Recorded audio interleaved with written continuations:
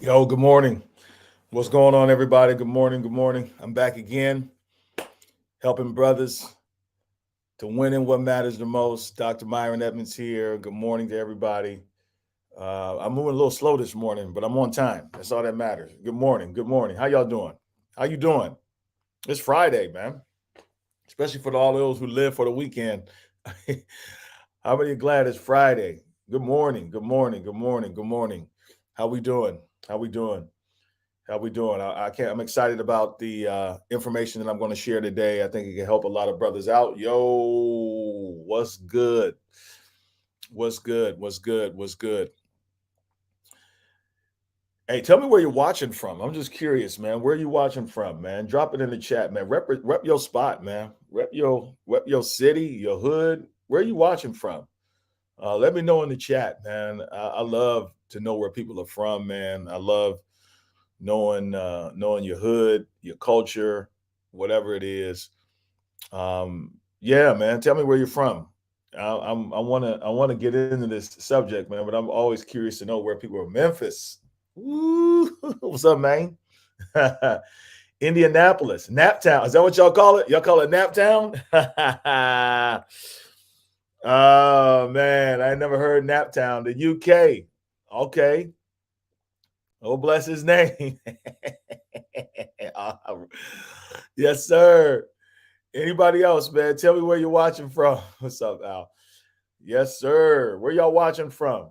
Where you watching from? But let me know in the chat. Oh, my bad. I left Facebook hanging. Where you watching from? What's your hood, man? What's the location you're watching from? I'm here in Cleveland, Ohio, y'all. Cleveland, Ohio, where climate change is real. Because normally it'd be some snow out here right about now. But man, for whatever reason, man, God's been good to us, man. We just been having very, very mild winters lately, man. And ain't nobody mad but the devil. Shoot, I ain't mad at all. Anyway, good morning to you guys. I want to go ahead and just get right in to the subject today. Hold on, he's a morning pastor. I guess since I've been in Ohio for 3 years, I guess I'm a Midwest boy now, but Miami. Yeah, you definitely claim my only 3 years. Nah, bro, you Miami. You Miami all day. All right, look, man, I wanna jump into this conversation today on three keys to self mastery that every man must have. Yeah, Trinidad representing. That's right. I know where you from, brother. I'm talking now about coming to Trinidad in October, man. We're working on it. All right, so self mastery, man, is just a big word. What's up, Max Gomez? It's just a big word for you know. Do you have the ability to make decisions for yourself based upon your values and stick to it? You know what I'm saying? It's self mastery is another way of describing what I would like to say is integrity, self discipline. But it's living your life in such a way where you are in control and you are not being controlled. If I were to use like biblical language, I would say you are no longer a slave to your flesh. You're no longer a slave to other people. You're no longer a slave to your desires, but your vision for life, your calling, your assignment, your values are driving what you are doing. You are in alignment. That means you have self. A lot of people don't have self mastery. A lot of people do not have self mastery. Honestly, the majority of people do not have self mastery, meaning that they have mastered themselves. They have mastered themselves. They know their strengths, they know their weaknesses. And by the way, if you want to know more about this, I talked about this yesterday. Go to my YouTube page and you can learn more about it, Myron Edmonds, or It's Myron Live. But anyway, self mastery, man, the ability to self determine, to say you're going to do something, you're going to do it, to have a vision in your mind and that you actually execute that thing, that dreams are not just dreams, but they become a reality. Why? Because you have self mastery, right? Things that you say that you're going to do, you end up doing it. Why? Because you have self mastery. Well, anyway, one of the things I've discovered is that is a struggle for many of us. It's a struggle for all of us, myself included, obtaining self mastery, mastering the self, right? A lot of times we're trying to master and control other people, but we have not mastered ourselves. You know what I'm saying? Like, bro, Leave me alone. Get your own life together. That's self-mastery. Stop trying to fix them. Get your own self together. What you on? You know what I'm saying? I had to apologize to my son yesterday because I lost self-mastery. To be honest, we had a little heated conversation here in the house, which all real families have, right? Mine included. And man, I lost my temper and said something I shouldn't have said. And I had to apologize because I didn't have self-mastery in that moment. I did not have self-mastery in the moment. And when you don't have self-mastery, one of the best things to do, man, is that you have self-awareness that you don't have self-mastery. Now, that's a whole nother conversation, but there are a lot of people who think they have self-mastery, but they don't know that they don't have self-mastery. And a lot of times it's good to ask others around you. But anyway, so most of you know that I'm a chaplain in the United States Air Force. I'm in the Air Force as a chaplain. I had a rank as captain and all that type of good stuff as a reservist. And, last time I was on base, I got a chance to take a training flight. And that's what you see here on this picture. Now, this is not the training flight I was on, but this picture it's a illustration of what a conversation I had with the pilot when I went on this 7-hour training flight in an AWAC plane. It's an old, satellite plane. It's basically an air traffic controller in the sky, right? Tells the fighter jets, where they need to blow something up, right? So I got a chance to go on this, and I sat in the cockpit, and it was a great experience being up there for 7 hours. And when we came down, we had to land several times. Why? Because it was a touch and go, basically. So you touch down, then you go back up because they're in training and they're practicing landing, they're practicing taking off and things of that nature. Well, I asked the pilot, a question that I've always been burning to ask a pilot. I said, what's the hardest thing about flying a plane? What's the hardest thing about flying, a jet like this? And, most of you probably would have guessed that his answer would have been taking off and landing. But in this case, because of the type of plane that it is, he had a very different answer. And it is unique. I would say in most cases, people that fly planes would say taking off and landing. But when you're talking about a plane like this that has to stay up in the air at high altitudes for several days, there is a different nuance. And what he said he said, the hardest thing about flying a plane like this is not taking off and landing, but refueling. Refueling. Somebody dropped that in the chat, that word refueling. He said, because we have to stay in the air for so long in reconnaissance and, 30,000, feet in the air, and we can't come down, and we're trying to provide support for the fighter jets out there. We got to stay up here, and we don't have time to come down and land and get filled up, with gas and what have you. We got to refuel midair. And as you can see in this picture here, the refueling process is literally a manual process. I thought it was more automated than it was, but a lot of these airframes are older, and you literally have to position the plane in such a way so that the refueling plane can connect with the plane itself. And he said sometimes it can take an hour or so, and you're up and down, trying to find the spot.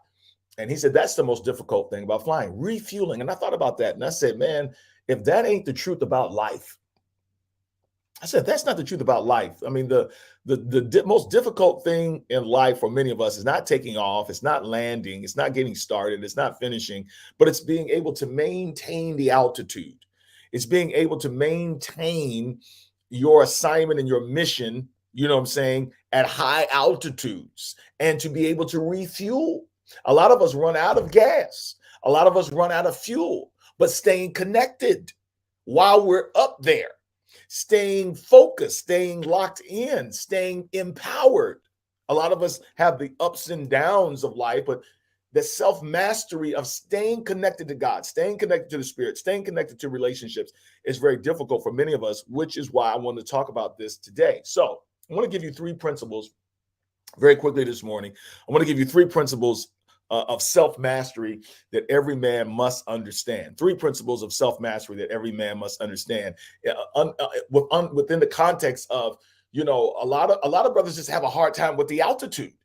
They have a hard time of getting up. I mean, they'll get up there, right? And many will fall, But man, what do you do when you get up there? A lot of people lose their way when they go to the next level. A lot of people lose self-mastery when they go to the next level because their character is not strong enough to be able to handle, right, the altitude. I heard when I was coming up, they used to say your attitude determines your altitude. Well, sometimes your altitude can determine your attitude. And a lot of times, many of us are not prepared for our success. One of the things God told me, he says, where I'm taking you, you have to become a different person. Oh, you didn't hear what I just said. And I want to speak this over somebody this morning. Where God is taking you in your life, the person you are right now can't go there. The person that you are right now cannot go there this morning. All right, tomorrow, yesterday, 3 days from now. In other words, you can't take the person you are to the level that God is trying to take you to. You've got to become a different person. And part of that is understanding, how do I refuel? How do I stay connected while I'm in the different stratosphere, in the different atmosphere, on the different level? Because a lot of people can't handle that level because they're the same person.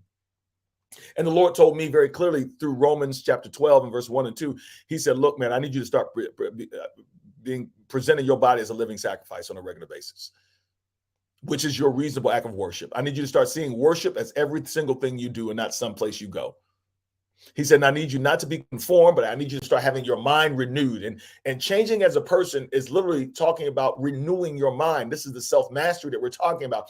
You got to think different in order to go where you are. And it's crazy because the Lord was like, dude, you are not who I want you to be for this level. You have to change. Period. You got to change. The next level is not you in this current form. All right. So let's talk about these three. So, I love to tell this, I got this off. I think I got it off of LinkedIn. I saw this. It was a great story. And I love the way they put it. So I don't know if you know this, but these billionaires, who is this? It's Elon Musk, Jeff Bezos, and Branson. I can't remember Branson's first name. Somebody help me remember his name. He's the owner of Virgin Mobile and blah, blah, blah, blah, blah. But anyway, I don't know if you know this, but a few years ago, these guys broke a 2,000-year-old limitation when it comes to travel to space. Some of y'all may have been following that. Jeff Bezos, he had his Blue Origin. He went to space. I don't know if y'all remember that, man. All these cats were racing to space, and Richard Branson were racing to space. And man, they did some amazing things, man. They went up there for, in record time, came back down, remote control landings, stuff that we've never seen NASA do. Richard Branson, the same thing. They used different airframes. It was just amazing to me to see these, well, not billionaires, but trillionaires now. It's crazy that we're even saying that. Get to space. Like, these are regular people. Like, these are not NASA people or engineers. Now, each company, interestingly, deviated from a tested blueprint. Now, follow me, that NASA has used for 60 years. So they broke through a limitation. They stepped outside of the box, and they deviated from the traditional pathway that NASA has used for 60 years to get to space. Now, what NASA does is NASA uses two-sided rocket boosters called SRBs, or solid rocket boosters, right? Those are those two white rocket boosters on the side that you see, the flames coming out of. Those rocket boosters actually get the space shuttles off the ground up into orbit, right? And that big brown thing in the middle is a fuel tank that provides fuel to those rocket boosters, right? So that's the standard that NASA has used for 60 plus years in order to get to space. Now, follow me now. I'm going somewhere. Follow me. Don't follow me. I'm going somewhere. All right. So you got that. Here's NASA's way. None of these billionaires, trillionaires really use this pattern to get to space. They deviated from the mold, right? They didn't use the SRBs, the solid rocket boosters, right? So the engineers who built these solid rocket boosters that NASA has used, and this is crazy, y'all. Listen to this. They built them and wanted them to be wider, right? So what you're seeing is not how they wanted them to be. It's kind of how they had to make them in size and dimensions out of necessity. And the reason why they could not make them bigger and, I guess, more effective, it might surprise you. So NASA actually transports these solid rocket boosters by a train. Follow me now. All right. They transport these by a train. The railroad tracks are 56.5 inches apart, according to a standard railway gauge first used centuries ago in England. All right, so don't forget that number, 56.5 inches apart, which is actually the size of the solid rocket booster, solid state rocket booster. All right, so far we know that the size of it is based on its ability to go on a rail and be transported by the rail system. Now, that rail system was based upon the old English rail system that was designed centuries ago. So when NASA is taking these space shuttles to space, their technology they're using to boost them up there is based upon something that was, set up in place in England centuries ago. We're using centuries old stuff. No wonder these billionaires were able to break it. So 56.5 inches. So how did the English, the question is, determine this to be the ideal width for a railroad in the first place? I hope you're still with me, right? Who came up with 56.5 inches? How come trains are not wider? How come they're not smaller? I don't know. Where did this number come from? Is it arbitrary? And thus the size of these rocket boosters that take these space shuttles to space? Well, English rail, this is crazy, were first built with the same tools used to build wagons. You heard me. See that wagon that you see around the screen right there? This is where the rail system, which is the foundation of the solid rocket boosters, was based upon the wagons, which were designed to fit older English roads built by the Romans. So we're really going back here, y'all. Follow this. During the Roman Empire, I'm going to make this a little bigger so y'all can see it. During the Roman Empire, the roads were designed to accommodate a carriage pulled by two horses. Are you starting to see what we're discovering is why do we go to space the way we go to space? Well, first we know, it's based on the English rail system. Well, what was the English rail system based on? Oh, it was based on carriages. What was the carriages based on? Oh, it's based on the side of of Roman roads centuries ago. Well, why is it based on the 56.5 inches of the Roman roads? And it says, well, during the Roman Empire, the roads were designed to accommodate the carriages pulled by two horses. So it sounds like that we have that our space shuttle system, boosting these space shuttles, is based on horses, a horse carriage. You can't make this stuff up. The roads were designed to accommodate the widest part of the horse. Thus, see, the size of the rail is based on the size of the roads of the Romans. And so all of these things, nobody's thinking about it. We just keep doing what we've been doing, right? and those roads were based on the widest part of a horse. What is the widest part of a horse, y'all? The 56.5 inches of the size of an English road that was a Roman road, of which our rail system is based on to transport these rocket boosters, which we say we can't make them any bigger than the rail system, is based on a horse's butt. I'm not lying. I'm not making this up. This is literally why these billionaires could come think outside the box and say, we can find a better way to get to space quicker, faster, more efficient, burn less fuel. Because our stuff is based on the size of the butt of a horse. Now, if something is getting the job done, we are often slow to step off that treadmill, right? Rethink our methods and consider a better way. I'm talking about self-mastery. So what happens is because it seems like, well, if it ain't broke, that's the mindset that many of us have over our life. Well, if it ain't broke, there ain't no need to fix it. But could there be a better way? And it took these billionaires to come along and say, why are we doing this? Oh, we're doing this because we're basing the size of these rocket boosters off the size of a horse's behind. Anyway, so I'm saying that to say to many of you, whatever you have been doing that may have worked for your dad, may have worked, many of us get caught in this matrix, right? We get caught in this way of doing things that we have been doing for a long time, ways of operating, ways of thinking. And many of us have never challenged it and said, why do I do what I do? Why do I think the way that I think? Why do I operate the way that I operate? Why do I interact in my relationships the way I interact? Why do I father the way I father? Why do I husband the way I husband? And many of y'all will come to discover that a lot of what you do is based on faulty theories, based on something as trivial and as weak as like this situation is based on the horse's butt, and it needs to be rethought. So we got to get to the source in order to initiate a shift. So what am I saying? They had to analyze, okay, if we're going to get to space differently, more effectively, more efficiently, right? And it's crazy because people are literally thinking about space travel being a normal thing, right?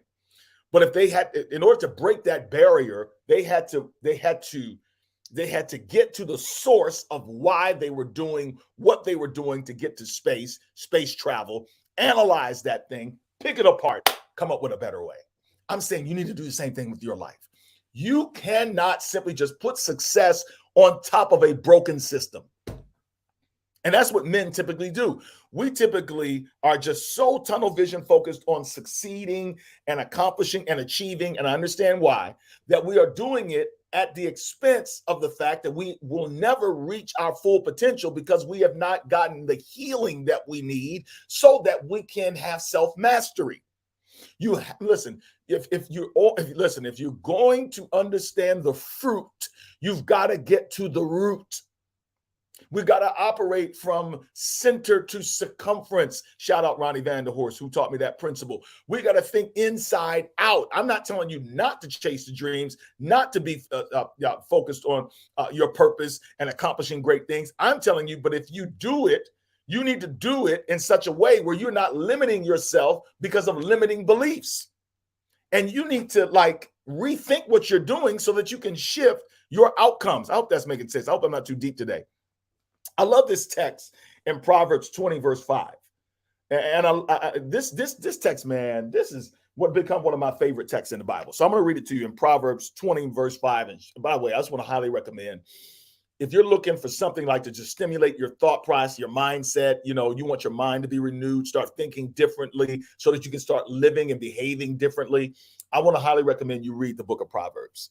And, there are 31 chapters in the book of Proverbs. You literally can read a chapter a day in a month and just kind of work through the book. And it has just powerful principles. But watch this here. Proverbs 20, verse 5 says, the purpose in a man's heart is like deep water. Ooh. Ooh, ooh, ooh, ooh, ooh.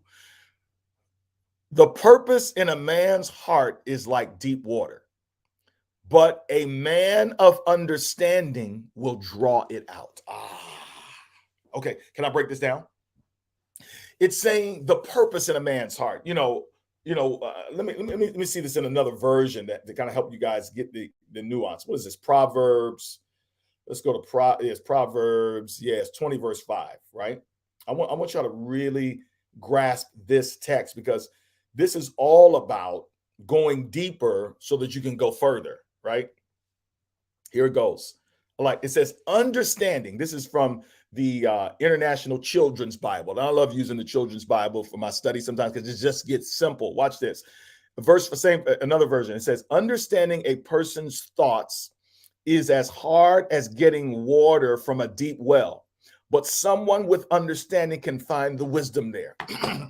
In other words, in order to get self-mastery, to understand your purpose, to understand you, to understand the way you think, and you got to have that. There are a lot of people out there who do not know themselves. They don't even know themselves. How can you live in purpose and be successful and accomplished and powerful and impactful?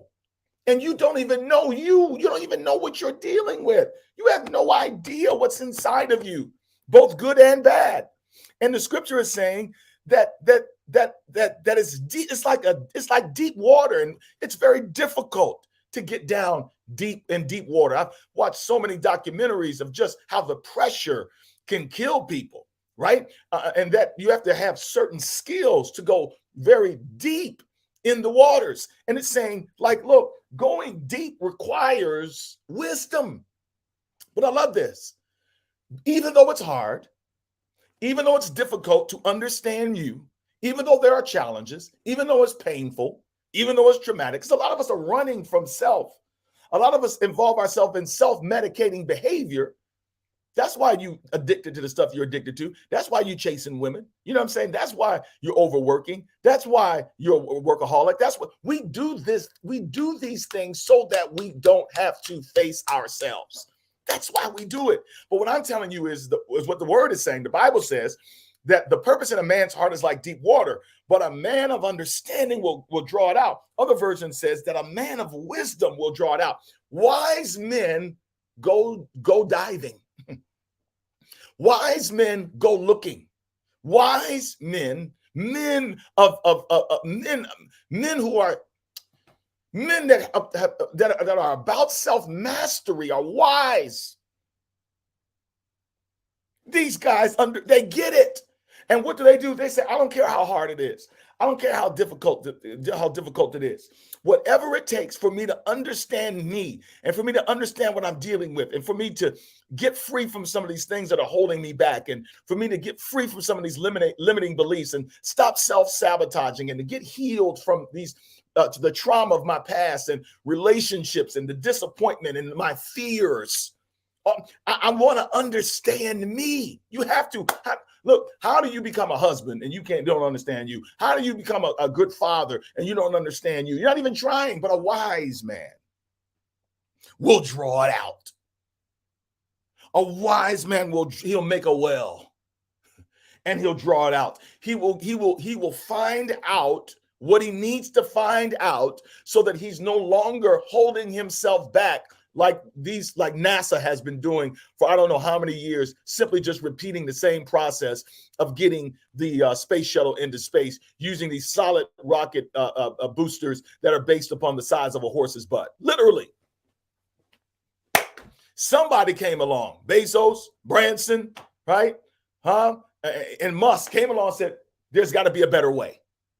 So let's analyze a better way. And what I'm saying with you is if you are going to catapult and go to another level, it's almost like a bow and arrow. You know how a bow and arrow works, right? The arrow will go as far and as accurate as you pull it back. In other words, if you want an arrow to go far, you got to pull it back further. You got to pull the bow back as far as you can. And when you release it, it'll go far. But if you only pull it back a little bit, guess what? It won't go very far. It's the same thing in life. Many of us, our ability to go forward is based on our ability to go backward. Ooh, you got to go deeper. You got to understand your childhood, understand your traumas, your sins, your susceptibilities, your vulnerabilities. Understand that a wise man is not walking around here blind about himself. Because you realize that the biggest enemy in your life is never other people. The biggest enemy is you. You are the number one threat to your ability to succeed in life and to win in what matters. You're the number one. Ain't nobody else stopping you for real except you. And many times we are stopped because my people are destroyed for a lack of knowledge. We don't understand ourselves. And one of the things I love about the Spirit of God is that the Spirit of God, his role is to lead us and guide us into all truth. And it's not doctrinal truth, y'all. It's not just biblical truth, you guys. The Spirit is trying to get us to see the truth about ourselves. And when you get self-understanding, which can only come from God understanding. Now, let's be clear on that. If you really want to know yourself, get to know God. Because the more you get to know God, the more God will begin to reveal to you about you. And God will begin to open up your mind and see. I love this, and I don't have time for this, but if you look at Isaiah chapter 6, right?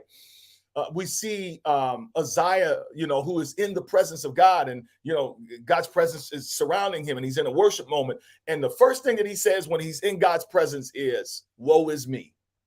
Why? Because when you see God, he said, I saw the Lord high and lifted up. He said, when I saw God, then I saw me. He said, woe is me. The beauty of knowing God is that God begins to show you yourself. There's so many people out here who, it's amazing. They're analyzing everybody else, trying to correct everybody else, trying to fix everybody else, and they don't even know themselves. So let me give you these principles real quick so that I can go, because I'm a little bit over time, right? And I'll come back to this stuff. This is some good stuff. I'll share this next week. All right, 3 principles of self-mastery. Number 1, healing before discipline, right? Healing before discipline. People that want self-mastery over their life, they pursue healing over discipline. Now, what do I mean by that? If you tried to obtain discipline without getting healed first, then all you're going to do is re-injure yourself. I'll give you a prime example. What if you went to the gym, right? But what if you broke your ankle, but you went to the gym? You're going to the wrong place. If you broke your ankle, here's what I need you to do. I need you to go to the doctor, right? I need you to go to the doctor. If you get injured, you go seek healing. And then through healing, then you're able to add on discipline. A lot of us are trying to discipline ourselves, but we don't realize the source of our bad behavior. And that's where self-mastery comes in. Self-mastery says, look, healing is going to be my number 1 focus right now. And as I get healed, that means I get healthy. And when I get healthy, all I'm going to do is prosper. That's all I'm going to do is prosper, right? I wish I had time, but I'm going to go. No, I'm going to read it. I'm going to read it. Watch this. This is from the book Unwanted. And it's a book talking about men and women, but I'll talk about men who struggle with, sexual addiction. And I love this because it makes a point about healing. It says, our sexual fantasies are not evidence of abhorrent behavior. They are roadmaps inviting us into the journey of transformation. Meaning we can learn about ourselves from our bad behavior. One evening, I love this. Listen, don't miss this. This is deep, y'all. Watch this. One evening of deliberate curiosity for your sexual fantasies will take you further into transformation than 1,000 nights of prayerful despair. Woo! Okay, can I break that down? In other words, if you just sit down and ask yourself, why am I attracted to these kind of women? Why do I look at this kind of porn? Why do I keep falling for these kind of relationships? One evening of curiosity, asking the hard questions, will take you further in your transformation, in your success, in your development than, 1,000 nights of prayerful, God, forgive me. God, I'm sorry. Lord, help me. God, help me. Man, shut up. Sit down and ask yourself some tough questions, right? Healing before discipline. Number 2, discipline minus healing equals dysfunction. See, a lot of men do not pursue healing. Women are encouraged to heal, and they have all these events and stuff for healing. Look, our thing is like, well, how can we make money? How can I be successful? How can I get the promotion? How can I get the raise? How can I start the business? How can I conquer the world? And what I'm saying is that's good. But if you try to do that and you messed up inside, all you're going to do is you're going to be conquered and not conquering anything, because you have not obtained self-mastery. So discipline minus healing equals dysfunction. What are you doing, my brother, that says I'm on a journey to heal? I'm on a journey to get healthy. That's what healing is, to get healthy in my mind, to get healthy in my body, to get healthy in my thoughts, healthy in my decisions. I want to become so healthy that all I do is grow and prosper. But when you are not healthy, you don't grow, you swell, you die, you wither. Number 3, last but not least, and we'll get into this more next week, Monday. Discipline plus healing equals healthy success. See, some guys can have success, but it doesn't mean all success is not good success. It's the equivalent of going up, right? And not being able to handle the altitude, like I talked about earlier. And for those of you who haven't watched, some of you can't handle the altitude. Some of you can't handle success because you're not healthy. You're not healed. The things that are motivating, things that are driving you are just off. You need healing. Oh, brothers, I'm pleading with you right now to change your thinking, renew your mind. It's all right for a man to get healed so that you are the best version of yourself, and so that you're no longer hurting people and destroying other people's lives and self-sabotaging your own success and just over and over again looking like you're insane because you keep doing the same stuff and you can't get free. I'll tell you why. Because the Bible says that a wise man will go deep. All right, that's it. That's all I got. That's all I got. Look, let me just invite you guys, as you can see at the bottom of the screen. I'm pleading, ladies with sons and and mothers and parents and all of you, I want to invite you to Atlanta, Georgia, April 5 and 6 for the men's Winning Circle Conference. This is the organization that I've been leading for the past 4 years that has brought transformation to thousands of men's lives. This is our 4th annual conference. You need to be there. We're going to be in Atlanta, April 5 and 6. And I have a special, especially for those of you who are viewing these, who've been journeying with me each day. I'm giving you a $100 discount on the registration, a $100 discount on the registration. The registration link is scrolling at the bottom of the screen. It's winningcircleconference.com. And the coupon code that you would use in order to be here is WIN100. Now you see that. Now I want to talk to you straight up. There are a lot of brothers that you are just a decision away from taking off, a relationship away from taking off, brotherhood away from taking off, being in the right room, being in the right proximity to the right people, hearing the right information is all some of you are going to need to take off. Some of you have hit rock bottom, and some of you are just not satisfied with where you are. Either one of you, like, why not say, you know what, I'm going to do something for me for once that doesn't involve sneakers, clothes, cars, toys, gaming systems, new fishing equipment, another gun, all the stuff that we do to distract ourselves from going deep. How about put yourself in an environment with a bunch of other men who ain't there to fake and pretend, but who want the same things you want? April 5 and 6, I'm telling you, bro. You need to be there. Make up your mind right now. You know what? I'm going. And there's some ladies right here. Your husband needs to go. Your son needs to go. Make up your mind right now, my sister, that you're going to buy this ticket for him, for them, for your father, for your uncle, for your brother, and say, look, I'm sending you. Get to Atlanta. Be a part of this conference. Be in an amazing hotel, you know what I'm saying, with amazing accommodations for 2 days with some powerful, real brothers like myself and all the speakers that'll be there. Let me just put the flyer up for you real quick before I sign off.